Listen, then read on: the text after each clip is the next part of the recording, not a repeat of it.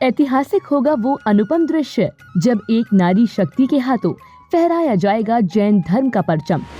जिन धर्म की होगी प्रभावना, पंच कल्याणक प्रतिष्ठा महोत्सव में सुजाता शाह बनेंगी ध्वजारोहण करता। जी हाँ, महाराष्ट्र में युवा शक्ति का परचम फहराएगा जब परम पूज्य गणाचार्य श्री पुष्पदन सागर जी महाराज के परम प्रभावक शिष्य भक्तामर वाले बाबा डॉक्टर आचार्य श्री प्रणाम सागर जी महाराज की पावन प्रेरणा एवं आशीर्वाद से 6 से 11 दिसंबर 2024 तक आयोजित होने वाले भव्य पंच कल्याणक प्रतिष्ठा महोत्सव में ध्वजारोहण करता बनने का परम सौभाग्य एकमात्र नारी शक्ति सुजाता शाह 35 इंडियन पेट्रोलियम पुणे को प्राप्त हुआ है। उनके इस गौरवशाली क्षणों में आप सभी धर्म प्रेमी बंधु भी पधार कर उनके इस गरिमामयी क्षणों को अवश्य बढ़ाएं। पावन स्थल NH 65 पुणे से 35 किलोमीटर सोलापुर हाईवे। आयोजक भक्तामर तीर्थ पंच कल्याणक प्रतिष्ठा समिति। निवेदक प्रणामधारा परिवार ट्रस्ट, भांडगांव यवत, पुणे महाराष्ट्र। संपर्क सूत्र 7008436664 और 7057876982।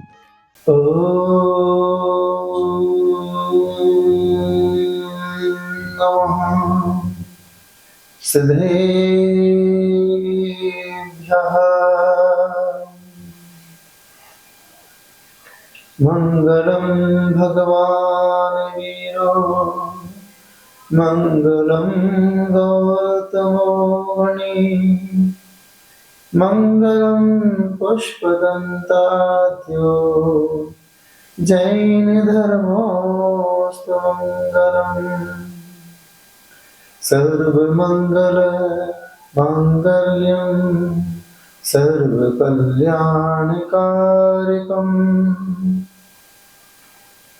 प्रधानां सर्वधर्माणां जैनं जयतु शासनं जैनं जयतु शासनं जैनं जयतु शासनं। जैन शासन को नमोस्तु करते हुए प्यारी प्यारी भक्तात्माओं, पंचम काल में पंच परनिष्ठि का सानिध्य कैसे प्राप्त हो, पंच परावर्तन से मुक्ति कैसे मिले, 5 पापों से कैसे बचे, पंचम गति की प्राप्ति कैसे करें। एक ही रास्ता है जिसका नाम है स्वाध्याय। स्वाध्याय परम तपः। जितना मन माला फेरने में नहीं लगता है, जितना मन पूजन करने में नहीं लगता है, उतना मन स्वाध्याय में लग सकता है। इसीलिए स्वाध्याय को परम तप कहा है। एक बच्चा जिस विषय की किताब को पढ़ता है, वह उसी विषय में पारंगत हो जाया करता है, उसकी उसी विषय में नौकरी लग जाती है। डॉक्टर की किताबें पढ़ने वाला बच्चा डॉक्टर बन जाता है, इंजीनियर की किताबें पढ़ने वाला बच्चा इंजीनियर बन जाता है, वकालत की किताबें पढ़ने वाला बच्चा वकील बन जाता है। जो जिस किताब को पढ़ता है वह उसी किताब की पोस्ट पर पहुंच जाया करता है। जो जिनवानी माँ का स्वाध्याय करता है, एक दिन ऐसा आता है वह जिनवानी माँ उसे अपना लाल बना देती है, वह उसी पोस्ट पर आकर के बैठ जाता है जिसे हम आचार्य उपाध्याय सर्व साधक की पोस्ट कहते हैं। स्वाध्याय का इतना बड़ा प्रभाव, स्वाध्याय कितना बड़ा चमत्कार। एक स्वाध्याय साधु बना देता है, एक स्वाध्याय उपाध्याय बना देता है। यही स्वाध्याय आपको आचार्य के साथ जोड़ दिया करता है। इसलिए कहा जाता है स्वाध्याय परम तपः। अपने जीवन में 24 घंटे में एक बार पद्म पुराण का स्वाध्याय करो।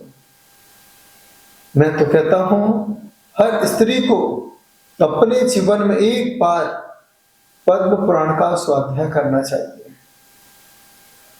यदि महिलाओं को, बेटियों को, बहनों को पद्म पुराण का स्वाध्याय कराते रहे तो तुम्हारी बेटी के अंदर सबसे पहले पेशेंस आएगा, सहन शक्ति आएगी।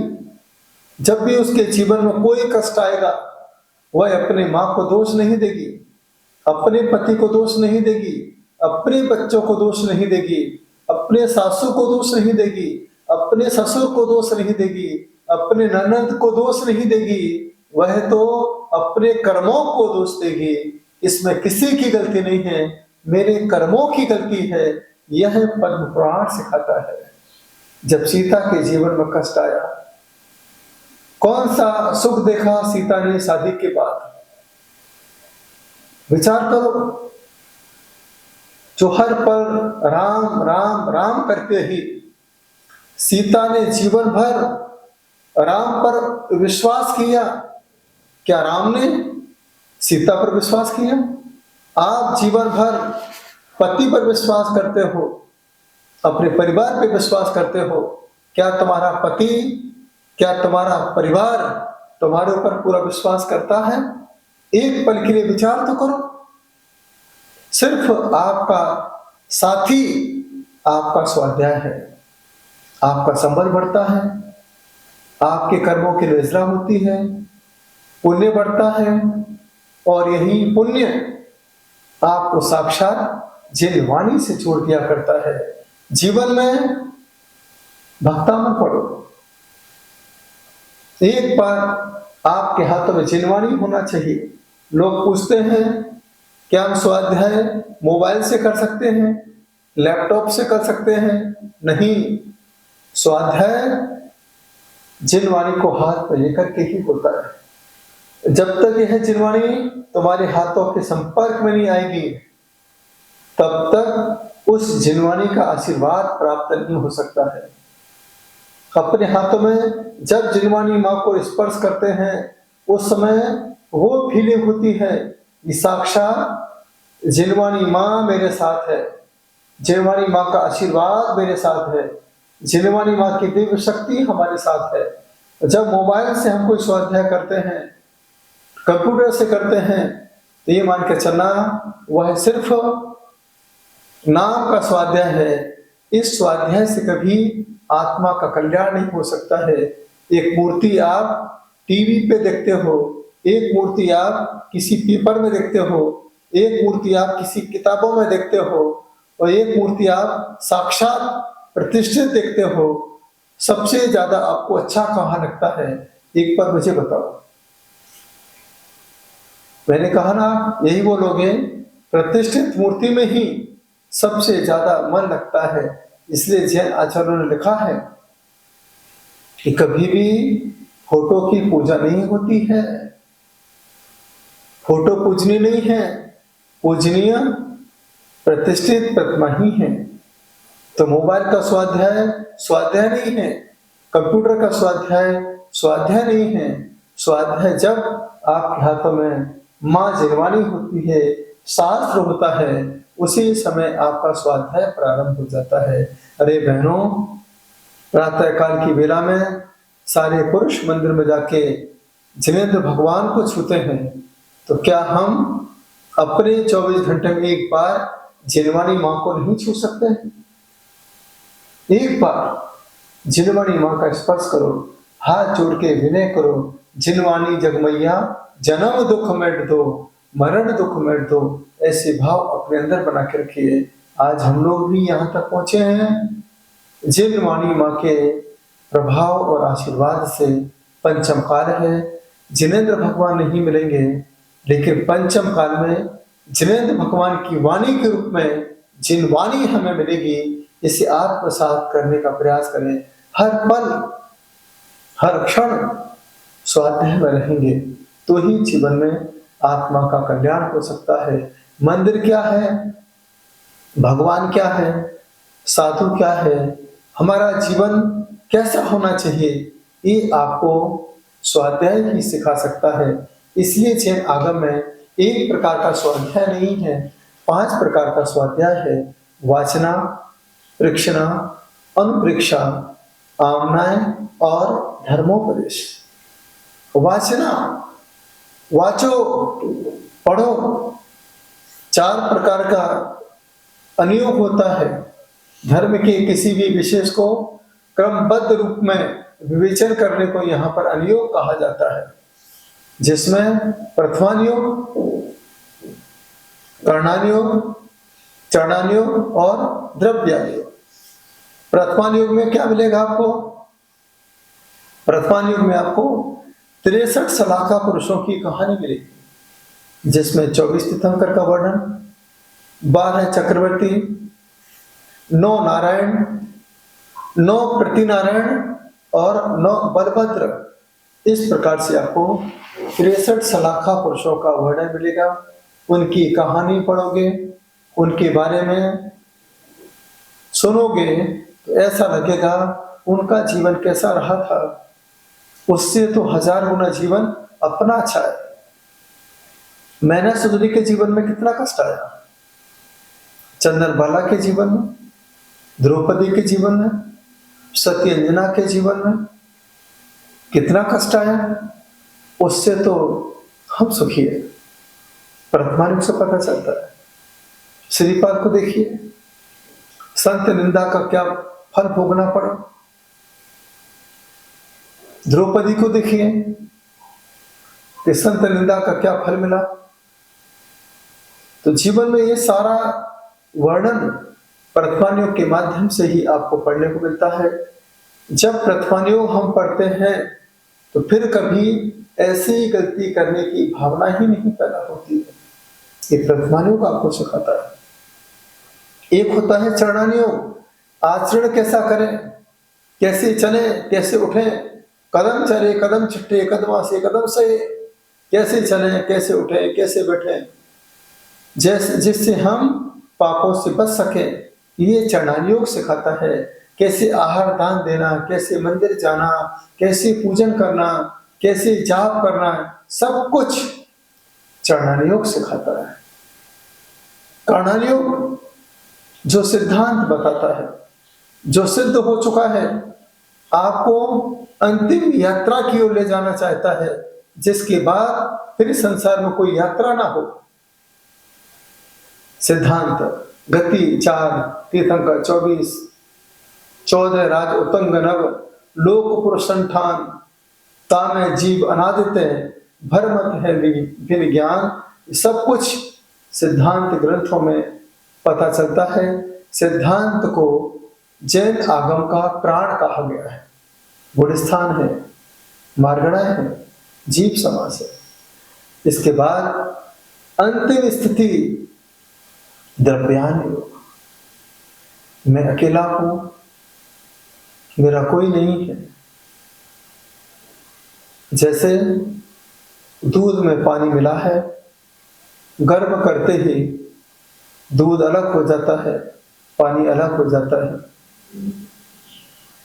तेल में तेल है, उसे घानी में डालते ही तेल अलग हो जाता है और तेल का छिलका अलग हो जाता है। उसी प्रकार से जब मैं तप की गहराई में उतर जाता हूँ, उस समय यह शरीर अलग हो जाता है और आत्मा अलग हो जाती है। यह भाव द्रव्यानुयोग के माध्यम से आपके अंदर पैदा हो सकता है। तो यह 4 अनुयोग का स्वाध्याय जब हम गहराई से करते हैं, आपके अंदर हिम्मत आती है, बल बढ़ता है, शक्ति बढ़ती है। शक्ति से किया गया स्वाध्याय ही आपके जीवन में मुक्ति का कारण बन सकता है, आपकी आत्मा का कल्याण कर सकता है। जो आज हम पढ़ के जा रहे हैं, यह कभी बेकार नहीं जाएगा। भट्टाचार्य स्वामी मूलाचार में लिखते हैं कि आज हम कितना भी स्वाध्याय करें, ये मत सोचिए कि मैं बार बार भूल जाता हूं। भूल जाओ, बार बार सुनते रहो, सुनते रहो, सुनते रहो।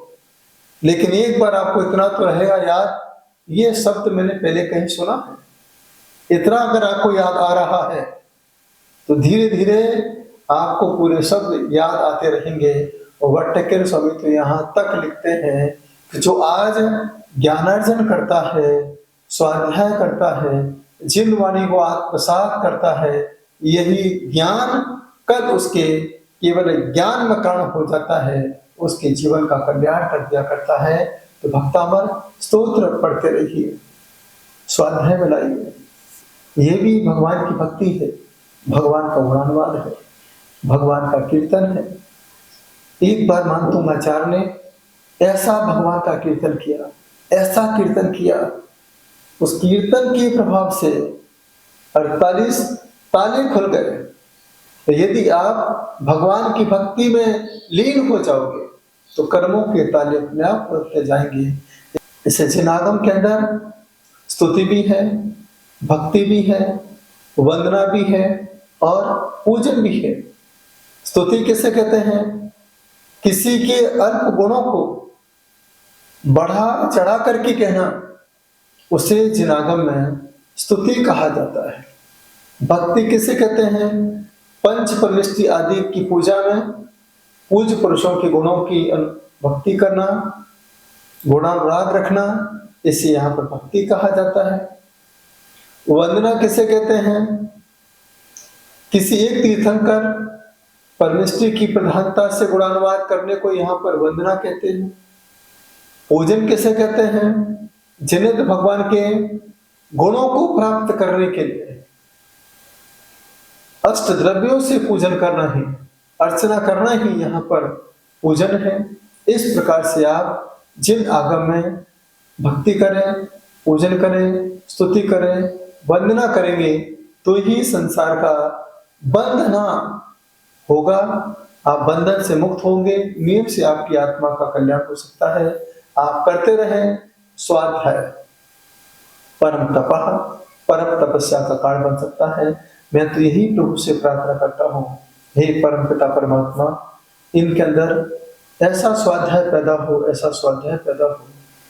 सिर्फ यह स्वाध्याय दूसरों को सुनाने के लिए नहीं हो, यह स्वाध्याय इनके अंदर विराजमान अनंत गुण शक्ति से जुड़ी हुई आत्मा के स्वाद को देने वाला हो। आज जागा है हमारा भाग्य। पंच कल्याणक प्रतिष्ठा महोत्सव में तीर्थंकर प्रभु के माता पिता बनने का मिला है परम सौभाग्य। उत्सव की होगी ऐसी मंगल बेला जिसमें खुशी से खिल उठेगा हर भक्त का चेहरा।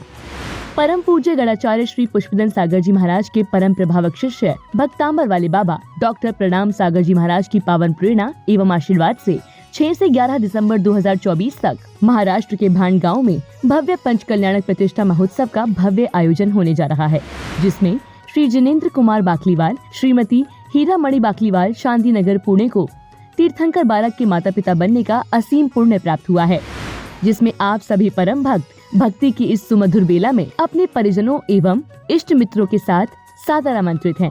आयोजक एवं निवेदक प्रणाम धारा परिवार ट्रस्ट, भांडगांव, यवत, पुणे, महाराष्ट्र।